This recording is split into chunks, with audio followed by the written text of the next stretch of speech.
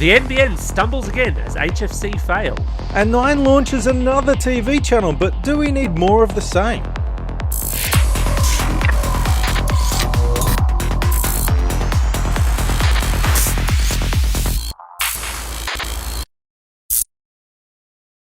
Welcome to Vertical Hold, the tech show where we channel surf through the headlines in search of the big picture. I'm Adam Turner, and I'm here with a man who's 8-bit on the streets but 64-bit in the sheets, Alex Kidman. Alex, what's new in tech? The ACCC has announced that it's going to start cracking down on online sites that use drip pricing. That's where you hook somebody with a low price only to inflate it with additional fees and charges so that the price you pay at the checkout is massively higher. While they chase companies, they're advising consumers to be aware, shop around and be ready to back out of a deal if it suddenly changes price on you. EFTPOS will soon be available to more Australian online shoppers as it signs a deal with payments giant PayPal to appear as a payment option alongside credit card and direct debit. Along with reaching Australia's 5.5 million active PayPal users, EFTPOS is also adding support for in-store tap-and-go transactions similar to PayWave and PayPass. Mobile virtual operator Yatango is no more, having gone into bankruptcy, only to be briskly replaced with the very similar sounding Yamojo. The plans are the same, the network is the same, and even it appears some of the website code is the same, but whether they'll fare any better than Yatango remains to be seen. Think twice before using your smartphone behind the wheel these holidays, with New South Wales slapping drivers with double demerit points. Texting or making a handheld call while driving will cost you 6 points between December 24 and January 3. Next year, the offence will rise from 3 demerit points to 4, and they're also considering upping the fine. So, Alex, they're talking about cracking down on drip pricing. Now, the two big offenders that jump out to me are when you buy a plane ticket and when you buy a concert ticket. Are these the big ones that bother you?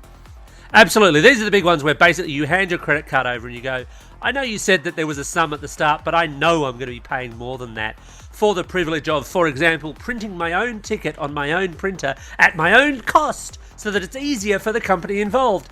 Yeah, I'd love to give you $8 for the privilege of doing that. That's the one that really gets me the most is, yeah.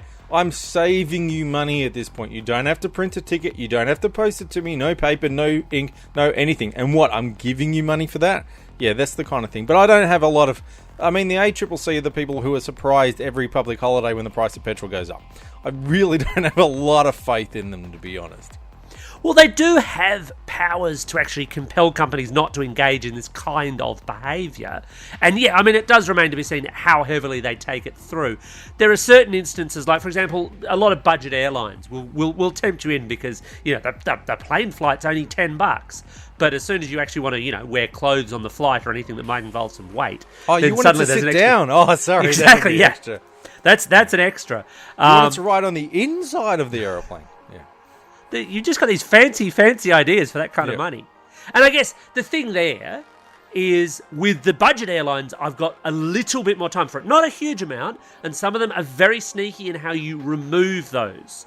And this, again, I think is where the ACCC has problems because a lot of these will set up such that they automatically select all the more expensive options and you have to go through and remember to unclick them unless you want to get charged the extra money. I've got a little bit more time for a budget airline doing that because that's the way they operate, and I think people go into that in a kind of knowing way. When the premium airlines are doing it and when the ticket companies are doing it, and they're doing it, as we said before, in ways that are actually easier for them, that save them money, yeah, that really, truly sucks. So, Alex, I think I might know the answer to this one, but do you think that maybe Optus's HFC cable is not quite fit for purpose? Well, I mean, birds like nesting on it. It's quite fit for that purpose. You could probably make a decent little rope swing out of it. But as for delivering the nation's broadband future, yeah, not so much. Not so much. And look, this isn't actually a surprising thing because this is a network that was built 20 years ago. And are you still using the same computer you had 20 years ago? But it's not just a question of how old it is. It's just that Optus has always done it a bit on the cheap. Whenever you hear anyone complain about HFC cable, without fail, they are on Optus. When you hear someone else go, what the hell are you talking about? It's because they're on Telstra. Well, yeah, and I mean, it's difficult within the last couple of years. And look, I'll put my hand up. I have Optus cable, and I have Optus cable for a very, very simple reason. It was the only thing available to me. I'm very lucky. I'm in an area that is overbuilt by both Optus and Telstra, so I technically should have had the choice. It's just that when the copper that was delivering ADSL very badly to my office was falling apart, and I went, right, stuff this, I will pay the extra for cable. Right at that point was before the last election. And of course, before the last election, the HFC networks were being bought by the NBN, but they were just going to be quietly decommissioned. They were not just going to scrap them. Yeah, they were not actually seen as part of the rollout. As a result, Telstra was not actually taking on new cable customers because they took the view, and it's not a ridiculous one, that, hey, people are going to be jumping onto the NBN anyway, why would we bother doing that? Optus were taking on customers at that time, which is why I'm with them.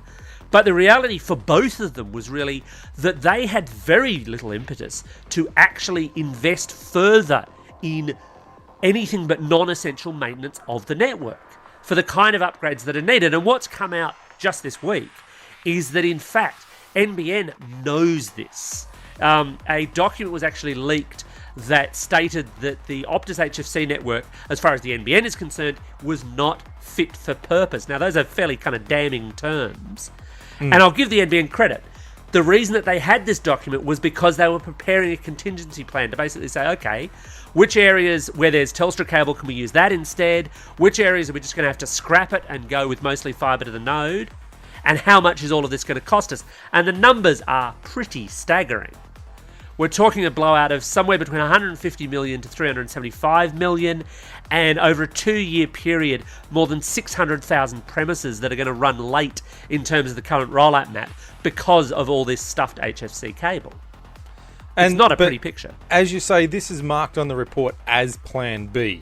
Plan A was keep this terrible network and make the best of it. So it is one of their options, but I also think I saw for a bit more than that, it's not out of the ballpark to then give them fibre instead. And it really, we're getting closer and closer to that tipping point of why are we keeping this old lemon on the road and not just doing it right? The fibre, to my understanding, the fibre costs are still significantly higher again. Significantly, all right. And I mean, we're in this difficult position now, and even the opposition will admit, look, we're actually in a position where going back to the fibre again would involve further delays. Oh yeah, further it's not going to happen. Yeah. It's just it's a huge mess, and I mean it highlights the fact that still nobody seems to want to go on the record. Although I'm sure they've probably got some commercial confidence documents, a la this HFC document, about how bad the copper is for fibre to the node as well, and that's another headache waiting to happen. The sad reality with all of this is that over the last 10 years or so that we've had an NBN plan to speak of, it's just been failure after failure after failure after failure. This is just the latest. It's no huge shock to anyone who's on existing Optus cable, but it's just the latest in a long line of stuff-ups that's leaving us as a broadband backwater. Even Optus is on the record a few years ago saying that the HFC network was not really up to it and was going to need work. The same as Telstra's on the record saying that their copper network is at the 11th hour and about ready to go until the government said, the NBN said we'd buy it. And they're like, oh, no, it's still good. It's still got a few miles on it left. But, Turnbull was really quick to shout down anybody like me, for example, who suggested that I'm not sure if I trust them to do a good back-end upgrade on the HFC network because we're really going to have to, pump a lot of money into this thing to do it properly. And he's like, oh, no, you're an idiot. You don't know what you're talking about. Well, maybe, it was good to be a bit suspicious about that and to just assume that this thing was going to be good to go. It was always going to need work. Everybody, all sides admitted it would need work. It was just a question of how much. But, yeah, not fit for purpose is not encouraging. It's a real pity that the Australian government doesn't actually count as a person, because Australian consumer law is really clear about this. If goods are not fit for purpose, you're actually entitled to a full refund. Optus, can we have our 800 million back?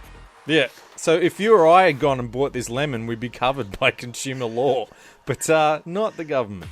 Sadly, not the government, and sadly, I think the future remains as it has been for a while. The NBN rollout is going to be slow, painful, and not very good. So, Adam, we've got another exciting new free-to-air channel, but should we really be that excited? Oh, yeah, this is revolutionary, just like all the other rubbish that we get from free-to-air television. We have a new television channel. It's called 9 Life, and it's basically 24-hour reality TV. And they're actually proud of this. I was ready to bag it and say, oh, it's just reality TV rubbish, until I looked at the press release, and they actually are proud to call it Australia's first free-to-air lifestyle channel.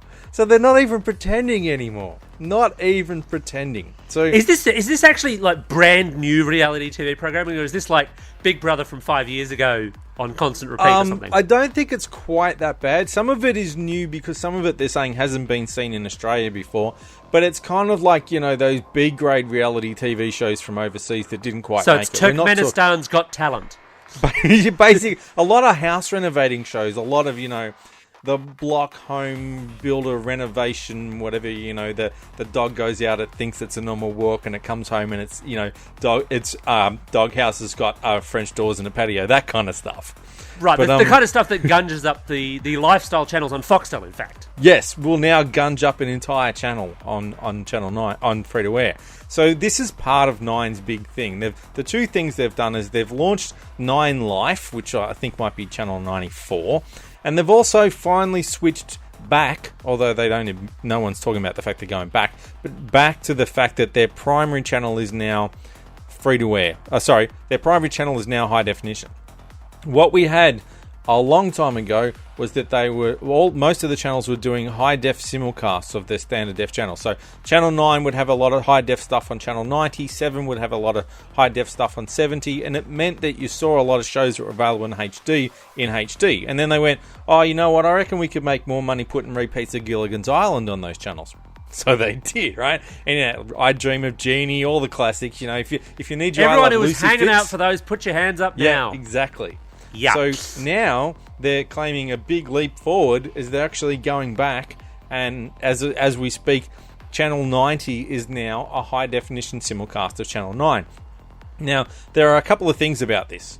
The first one is they can't claim that, we only did this because the government regulations changed, because Channel 9 is still standard def.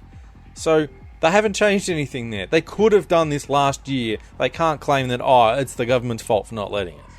Having said that, I could see an argument for them keeping Channel 9 as standard def, if only because of that, and I forget the name of the program, but the government initiative that got set-top boxes into the hands of pensioners and people who couldn't afford to upgrade their TVs. Yes.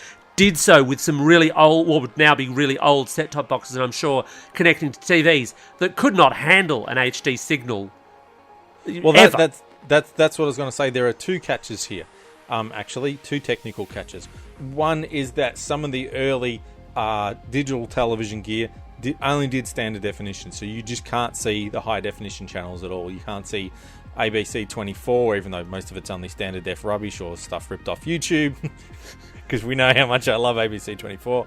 And the same with SBS and 9. It's okay, ABC 24, I still love you. But there's another catch here in that what Nine's doing with their high definition is different to what everyone else has done with their high definition in the past. It's higher definition? It's 1080p? Sadly, it's not. Yes, the extra one. It's like turning the dial up to 11. No, they're using a different broadcasting format. Instead of MPEG-2, which is what all the other standard and high definition channels are in, almost, I'll get to that in a minute, they're using MPEG-4. Now, this is a big deal. It's more bandwidth efficient, which means we should be able to squeeze more channels. So, more lifestyle shows. But, we should be able to squeeze more of our bandwidth. And we are one of the few countries in the world that broadcasted our high-definition channels in MPEG-2, which is why our digital television gear was so expensive and rare at the start, because no one wanted to make it for us. Why would the Koreans stop their run of a bazillion boxes for Asia to make a dozen for us? Exactly. It's that standard rule where if you're only making a few of them, they're much more expensive. Yeah. We shot ourselves in the foot from the very beginning. Now, there is one other MPEG-4 channel already out there, and that's Channel 7 something is the racing channel. That might be 78, I think, is the racing channel that launched a couple of months ago. That's in MPEG-4. So if you can't see that, and you can't see 90 now, but you can see the other channels, it's because you've got old stuff that does MPEG-2 and not MPEG-4. Anything you've bought in the last 5 years or so should be fine. Anything with a Freeview logo on it will be fine. For once, it's actually a good reason to have something in Freeview. But there's a lot of really old gear that just will not see this channel. And that just about wraps it up for another episode of Vertical Hold. If you've got any comments, hit us up in the comments section on YouTube, via Twitter, or the Facebook Vertical Hold page. Thanks for joining us, and remember, if you like what you hear, hit that subscribe button.